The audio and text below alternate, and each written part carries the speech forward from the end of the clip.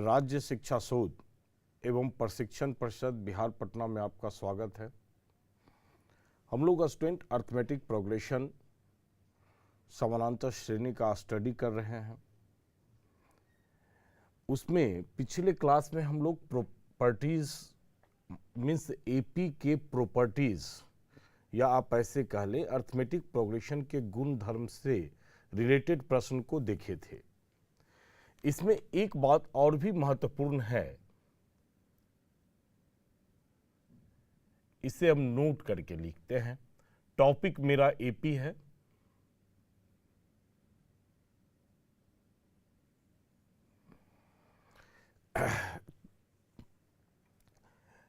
Number 1, 3 numbers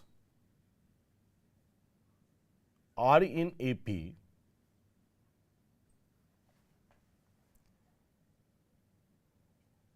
whose sum is given are to be taken as A minus D, A और A plus D। कहने का अर्थ है कि अगर प्रश्न के अंदर में जब हम क्वेश्चन बनाते हैं तो उस प्रश्न में अगर सम गिवन हो, आपसे कहा जाए कि 3 एपी ज्ञात करें और 3 एपी का सम 24 है। मतलब अगर सम गिवन हो, याद रखना है 3 एपी 3 नंबर्स 3 संख्याओं का एपी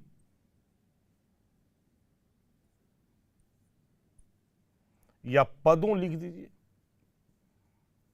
पदों का एपी का योगफल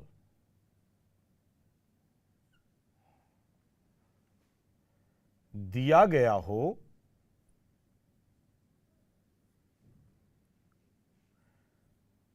तब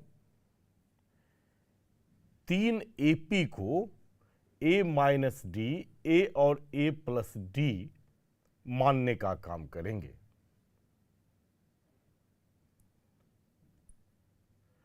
तीन संख्या एपी में होगा। ये बहुत ही इंपॉर्टेंट है।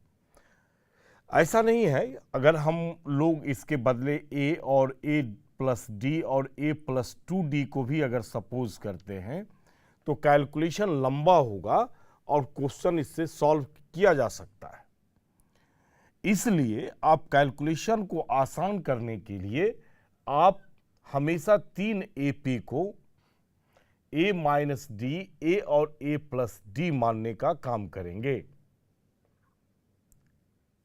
मानेंगे। अब जिस प्रकार से सीक्वेंस हम 3 एपी का लिख रहे हैं उसी प्रकार से अगर सपोज कीजिए कि 5 एपी के बारे में कहा जाए, 5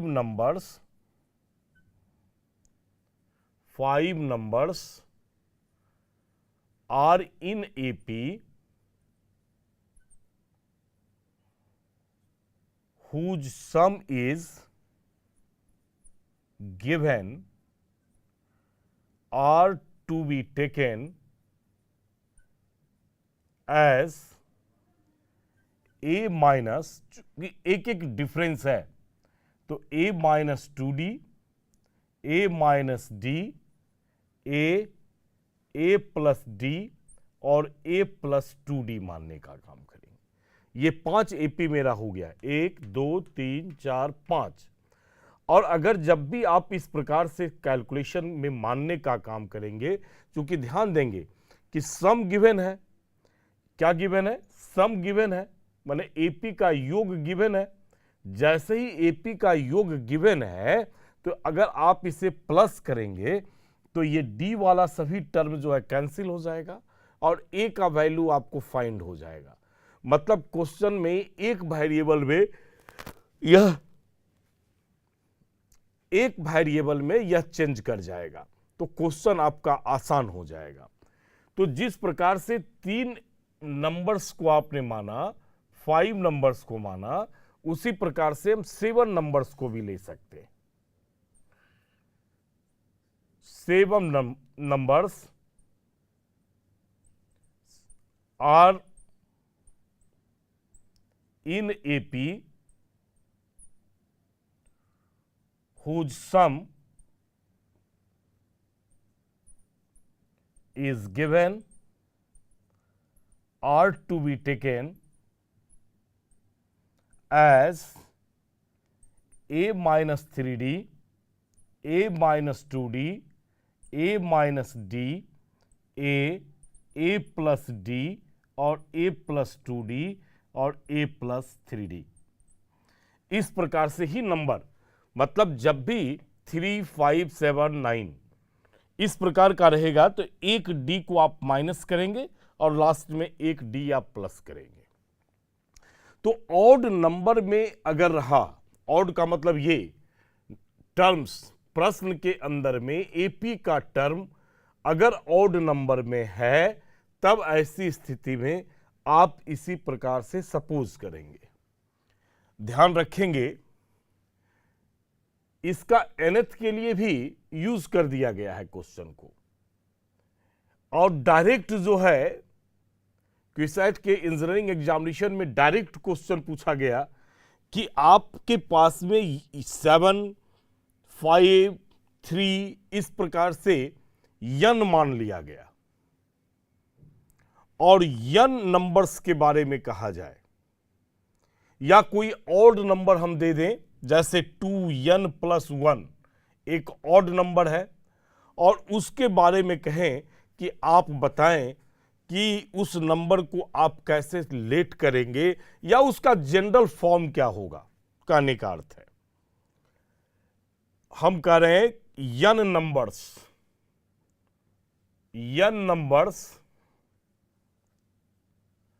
are in AP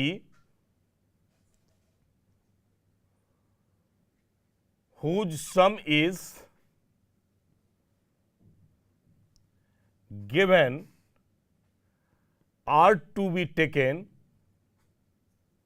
as, और ध्यान देंगे यह जो n है एक ऑड नंबर है, n जो है एक ऑड नंबर है, एक विषम संख्या है, विषम संख्या है। अब आपसे पूछा जाए कि फाइनली आप बताएं कि क्या होगा, तो ध्यान देंगे कि अगर हमारे पास 3 है तो यहां 1d हो गया, अगर ये 5 है तो 2d है, और ये 7 है तो ये 3d है।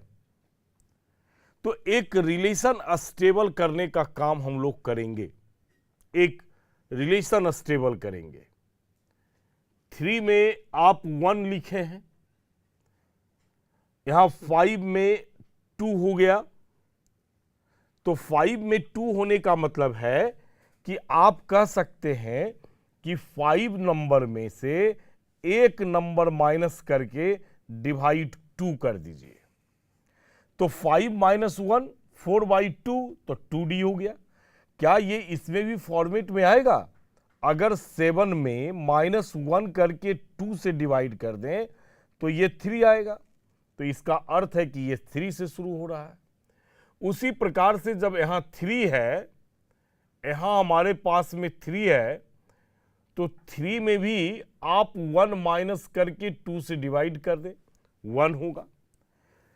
कहने का अर्थ है कि ये 3 भी हमारे पास ऑड नंबर ही है, तो इसका एक फॉर्मेट हमारे पास, मतलब एक फॉर्मेट ज्ञात हो जाता है। अगर इसके पीछे के टर्म को एनालिसिस करेंगे तो n पदों के लिए एक हमारे पास में फॉर्मेट ज्ञात हो जाता है। ये फॉर्मेट क्या है कि जितने ऑड नंबर होंगे उसमें 1 माइनस करके 2 कर देने के बाद इसकी शुरुआत होती है। तो कहने का अर्थ है कि a माइनस n हमारे पास ऑड नंबर माना हुआ है, तो आप इसे n - 1 divide by 2 into d लिख सकते हैं। इस प्रकार से चलेंगे।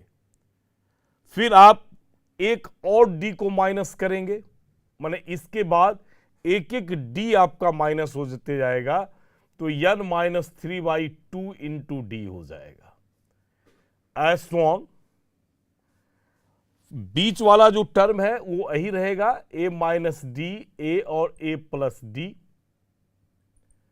और लास्ट वाला फिर टर्म जब जाएंगे तो a, चूंकि ये प्लस में शुरू हो गया है, तो a plus n minus 3/2 into d और a plus n minus 1/2 into d. ये इसका जनरल टर्म है। कहीं कहीं बुक में आप जब स्टडी करेंगे तो इसके जगह पर आपके पास में ऐसा भी लिखा हुआ मिलेगा 2m प्लस 1 या 2n प्लस 1, तो उसके हिसाब से इस फॉर्मेट में रखकर आप वैल्यूज निकाल लेंगे। तो अगर हमारे पास किसी भी प्रश्न को बनाने वक्त जब हम एपी का क्वेश्चन बनाते हैं और क्वेश्चन बनाने में 3 एपी ज्ञात करने के लिए कहा जाए या 5 एपी ज्ञात करने के लिए कहा जाए या 7 एपी के पदों को ज्ञात करने के लिए कहा जाए, माने पदों की संख्या विषम संख्या हो और प्रश्न के अंदर सम गिवन हो, माने उन पदों का योगफल दिया हुआ हो, तब इसे ही मानेंगे। तब क्वेश्चन बहुत आसान से आप सॉल्व कर सकते हैं। और अगर सपोज कीजिए कि क्वेश्चन के अंदर ये बातें हुज सम इज गिवन, माने पदों का योगफल गिवन होना चाहिए, अगर पदों का योगफल गिवन नहीं है तो जो एपी का सामान्य पद है उस सामान्य पद को ही मानकर आप क्वेश्चन को सॉल्व करेंगे। तो ये डिपेंड करता है कि हमारा प्रश्न किस प्रकार का है। अब इस पर एक प्रश्न को देखते हैं हम। अब इस प्रॉपर्टीज के आधार पर एक क्वेश्चन देखते हैं और इस क्वेश्चन में बिल्कुल हम एक एनालिसिस करेंगे कि अगर एपी का जनरल पद से इस क्वेश्चन को बनाते तब क्या होता, और अगर जो अभी कॉन्सेप्ट दिया गया कि अगर एपी का सम गिवन होगा तब आप किस प्रकार से लेट करेंगे, अगर उसे लेंगे तब हमारा रिजल्ट क्या होगा। तो दोनों मेथड्स का यूज करेंगे। चलिए प्रश्न है,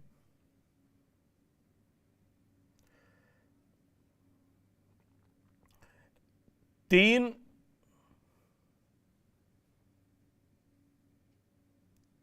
पदों या एपी के 3 पदों को ज्ञात करें यदि तीनों पदों का योगफल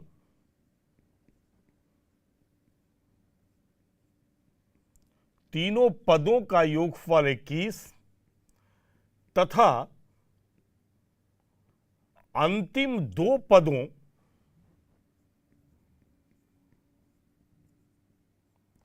का गुणनफल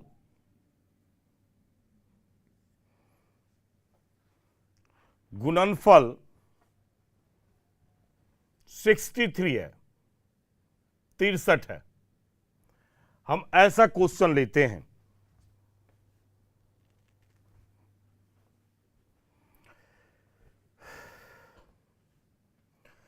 अब हम आपको बताएं कि यहां क्वेश्चन में कहता है एपी के 3 पदों को ज्ञात करें यदि 3 पदों का योग दिया हुआ है। इसी बात की बात हम कर रहे थे कि जब प्रश्न में 3 पदों का योग दिया हुआ हो तब ऐसी स्थिति में आप लिखेंगे कि माना कि a माइनस डी, ए और a प्लस डी 3 पद एपी में है। मानने का काम ये करेंगे।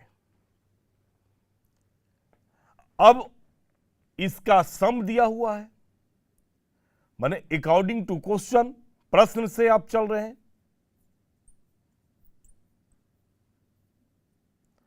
ए माइनस डी प्लस ए और plus A plus D equals to 21।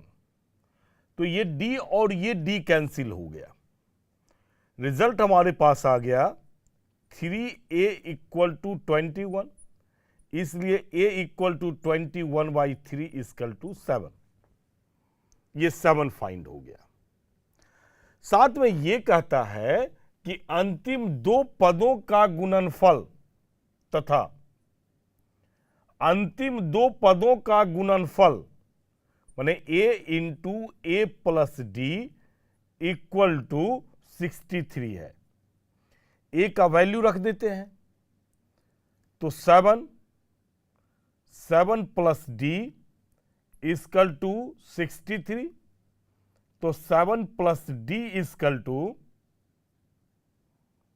63/7, तो 9 आ गया। यहां से 7 प्लस डी इक्वल्स टू 9 ज्ञात हो गया, तो final D equal to 9 minus 7, तो डी का वैल्यू 2 फाइंड हो गया। अब ए फाइंड हो गया और डी फाइंड हो गया, तो एपी ज्ञात करना है हमें। एपी क्या है? ए माइनस डी, 3 पद ज्ञात करना है। कौन कौन है? ए माइनस डी, तो ए का वैल्यू 7, 7 माइनस 2 7 और 7 प्लस 2, ये हमारे पास 5 हो गया, 7 हो गया, 9 हो गया। 5 7 9 एपी में है, एपी में है। ये 3 पद ज्ञात हो गया। अब इसको आप चेक भी कर सकते हैं। 5 प्लस 7 12 और 12 प्लस 9 21, ये मिल गया। लास्ट दो पद की बात किए, 7 इंटू 9 63, मतलब लास्ट दो पद का गुणनफल 63 है। और अगर आप इसे यूज नहीं करते तो ऐसा नहीं है कि आप सामान्य पद से नहीं निकालते, उससे भी आप क्वेश्चन फाइंड कर सकते थे। जैसे कि माना कि अब एपी को क्या करेंगे, ए प्लस डी और ए प्लस 2d, ये जो सामान्य पद है उसी सामान्य पद को हम एपी में मान लेते हैं, एपी में है ये तीनों सामान्य पद। अब क्वेश्चन से अगर चलेंगे तो फाइनली हमारे पास ए प्लस डी और ए प्लस डी, ए है, सेकेंड टर्म इसका ए प्लस डी है और थर्ड टर्म ए प्लस 2d है, और इस तीनों का सम हमारे पास 21 है। अब यहां से रिजल्ट जो है ए 3a और d plus 2d, 3d equal to 21, 3 common हो गया, a plus D equal to हमारे पास में आ गया 21, तो a plus D equal to 21/3 7, a plus D equal to 7, ये रिजल्ट आया हमारे पास। यहां से क्या काम करेंगे कि किसी एक का वैल्यू निकाल लेते हैं। जैसे a बराबर हम निकाल लेते हैं 7 और प्लस माइनस कर लेते हैं d। अब तथा दूसरे इक्वेशंस की बात करते हैं। अंतिम दो पदों का गुणनफल 63 है, तो अंतिम दो पद इसके बारे में कहा जा रहा है, a plus D into A plus 2d equals to 63। अब यहां से a का वैल्यू रख दीजिए, तो 7 माइनस डी और प्लस डी, फिर ए का value 7 minus D plus 2d equal to 63। ये डी कैंसिल, 7 को आरएचएस में हम भेजते हैं, तो यहां से आ गया 7 प्लस डी इक्वल टू 63/7। ये 9 आ गया, तो d इक्वल टू 9 माइनस 7 बराबर 2। अब हमारे पास में d का तो वैल्यू आ गया, तो a भी फाइंड कर लीजिए। a equal to 7 minus 2 equal to 5। अब आप इस सीक्वेंस में रखेंगे, पहले तो a है, a का मतलब 5 हो गया, उसके बाद a प्लस डी है, तो a का वैल्यू 5 प्लस 2, फिर a प्लस 2d है, तो a इक्वल्स टू 5, अब plus 2 into 2 that is 5, 7, 9 are in AP, are in AP. कहने का अर्थ है स्टूडेंट कि हम किसी भी मेथड का प्रयोग करें, हम सामान्य पदों का भी प्रयोग कर सकते हैं क्वेश्चन को बनाने के लिए। यह बाध्यता नहीं है कि आप a माइनस डी ए और a प्लस डी ही मानेंगे तभी हम क्वेश्चन को सॉल्व कर सकते हैं। लेकिन आप हमेशा याद रखें कि जब आप इसे सपोज करेंगे तो हमेशा ये कैंसिल होकर एक वैल्यू आपके पास में फाइंड हो जाएगा।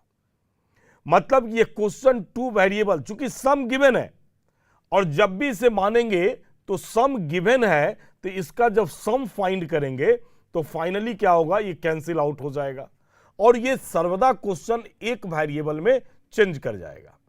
और जब ये एक वेरिएबल में चेंज हो जाएगा तब ऐसी स्थिति में आपका जो प्रश्न बनाएंगे वह प्रश्न आसानी से अब कम समय में आप इसे निकाल सकते हैं।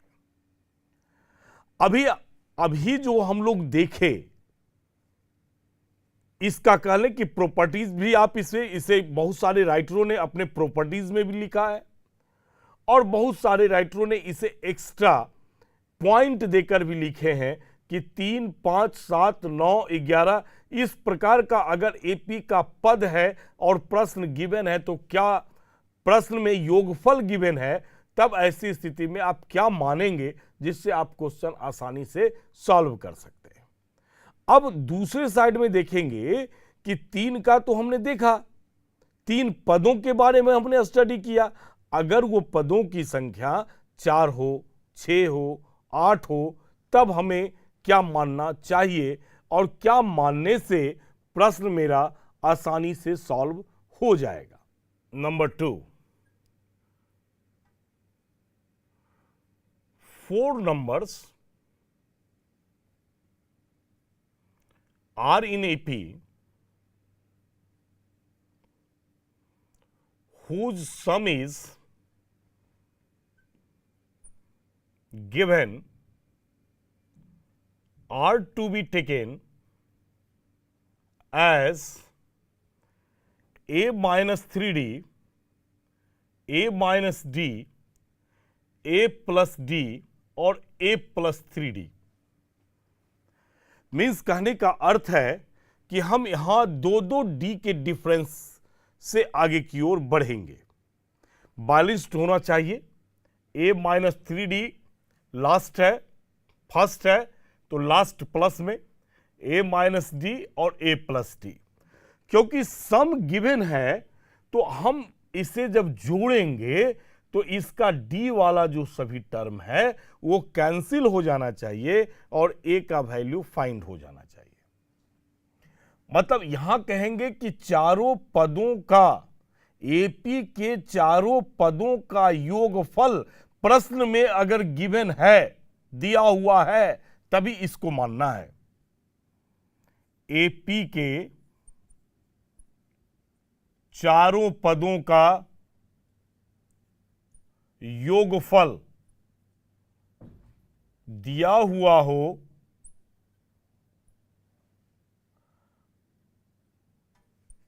तब 4 पद a-3d, a-d, a+d और a+3d मानेंगे। ऐसा लिख देते हैं। चलिए, अब इसमें से 4 के बाद आपसे 6 कहा जाएगा, तो दो डी के डिफरेंस पर है। नंबर 1 कर लीजिए। नंबर 2 हम 6 कह दें। 6 नंबर्स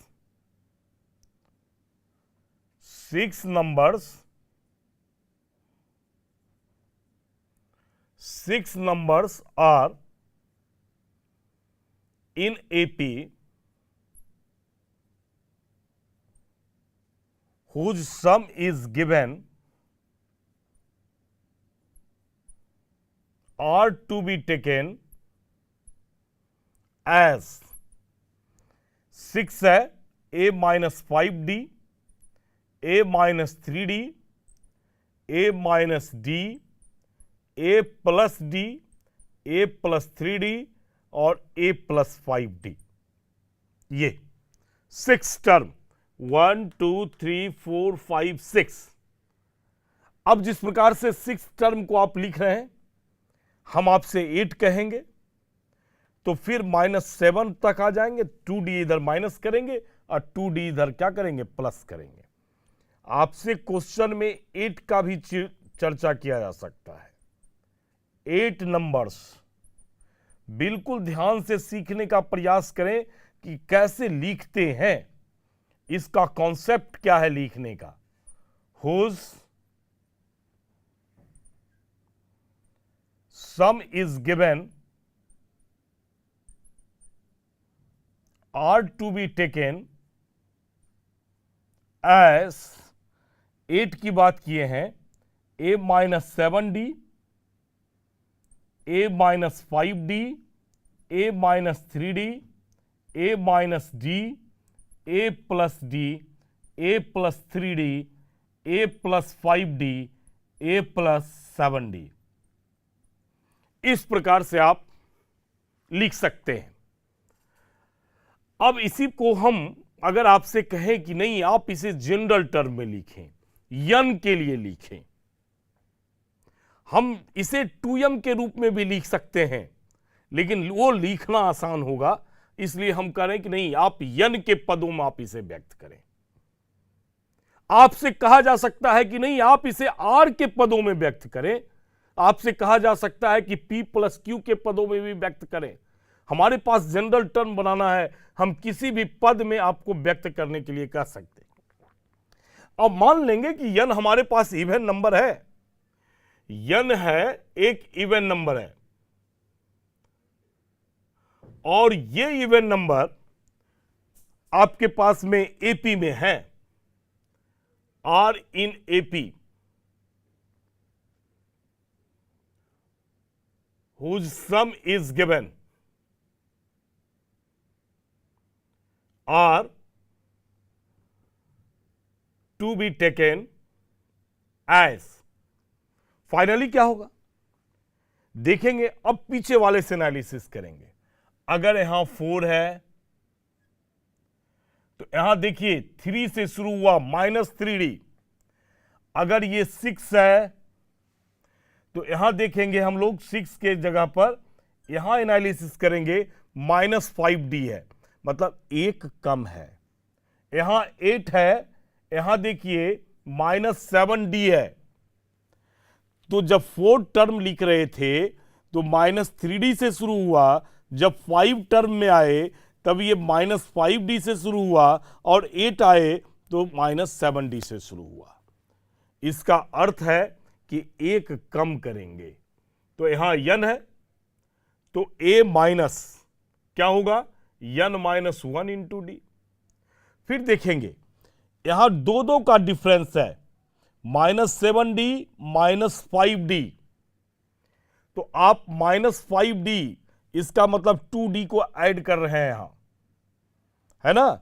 3D, यहां माइनस नहीं समझ में आए तो आप बिल्कुल एपी का प्रयोग करें कि a माइनस 5D है सेकेंड टर्म, और ये फर्स्ट टर्म हमारे पास a माइनस 7D है, माइनस कर दीजिए तो माइनस और प्लस, इसका मतलब ये हमारे पास फाइनल आ गया 2D, माने 2D ऐड कर रहे हैं तो ये टर्म आया। 2D ऐड करेंगे तो a माइनस 3D आएगा, 2D ऐड करेंगे तो आपके a माइनस D आएगा, फिर 2D ऐड करेंगे तो a प्लस D आएगा, फिर 2D ऐड करेंगे तो हमारे पास में इस प्रकार से डाटा बढ़ते चला जाएगा। तो हमें इस टर्म में अगर 2D ऐड करेंगे तब क्या होगा, चलिए देखते हैं। a minus D into D plus 2D, इसका नेक्स्ट टर्म होगा, क्या आ गया हमारे पास, a minus n into d, और माइनस माइनस प्लस हो गया d अब प्लस 2D, तो a माइनस n d और प्लस 3D। चलिए तो माइनस d को कॉमन ले लेते हैं तो n माइनस 3 इंटू डी हो गया, तो इसका next term a minus n minus 3 into d आ गया। इसी प्रकार से आप नेक्स्ट टर्म निकालते जाएंगे, फाइनली a, ये बीच वाला टर्म हम लिख देते हैं a माइनस डी और a plus d so on, और लास्ट जब पहुंचेंगे तो a plus n minus 3 into d, और last term a plus n minus 1 into d, ये हमारे पास में आ गया। आप इसे लिखने के लिए 2m के रूप में भी ध्यान रखेंगे। मैं बराबर कह रहा हूं कि कुसाइट ऐसे इंजीनियरिंग एग्जामिनेशन में ऑब्जेक्टिव ट्रेंड में, चूंकि वहां नंबर ऑफ क्वेश्चंस मैथमेटिक्स के 100 होते हैं, तब ऐसी स्थिति में इस प्रकार के फॉर्मेट का प्रयोग किया जाता है। तो आप अपने तरह से फॉर्मेट को बनाएं। अब n के जगह पर 2m को रखें और 2m रखकर आप इसके फॉर्मेट को बनाएं। उसी प्रकार से इसके पहले वाला फॉर्मेट में भी हम n रखे थे, वहां आप ऑड के लिए आप देखिएगा 2m प्लस 1 रखकर, आप n के जगह पर 2n प्लस 1 रखकर, और इवन के केस में 2m रखकर आप फिर से अपने फॉर्मेट को डिजाइन करें और देखें कि क्या ये सही है या नहीं है। अब यहां इस 4 शुरुआत मेरा जो है 4 नंबर से किए हैं, 4 नंबर मेरा एपी में है और उसका प्रश्न दिया, माने उसका पदों का सम गिवन है, योगफल गिवन है, तब हम ऐसा माने हैं। अब यहां जो है आप मान के हम दिखाते हैं कि इससे मानकर कैसे हम क्वेश्चन को सॉल्व करते हैं। तो अब एक प्रश्न हमें इसके लिए लेना होगा। तो हम ये देखें स्टूडेंट कि अगर एपी का ऑड पद है, पदों की संख्या ऑड संख्या में है, माने विषम संख्या में है, और एपी का अगर पदों की संख्या सम संख्या में है, तो हम किस प्रकार से मानेंगे पदों को जिससे कि क्वेश्चन आसानी से बन जाए। अब हम 3 पद को लेकर आपको क्वेश्चन पहले हम बता चुके हैं। अब आप अपनी किताब में खोजें और देखें कि कहाँ 4 पद हमें निकालना है, और ये ध्यान रखना है कि उस क्वेश्चन के अंदर में उस 4 पदों का योगफल दिया हुआ हो। और ऐसे क्वेश्चन को आप देखेंगे अपनी किताब में, तो आपकी एनसीईआरटी की भी बुक में दी हुई है, तो आप उस क्वेश्चन को जरूर सॉल्व करेंगे। और अगले क्लास में हम जो है अपना अर्थमेटिक मीन के साथ आपसे मिलते हैं। तब तक के लिए धन्यवाद।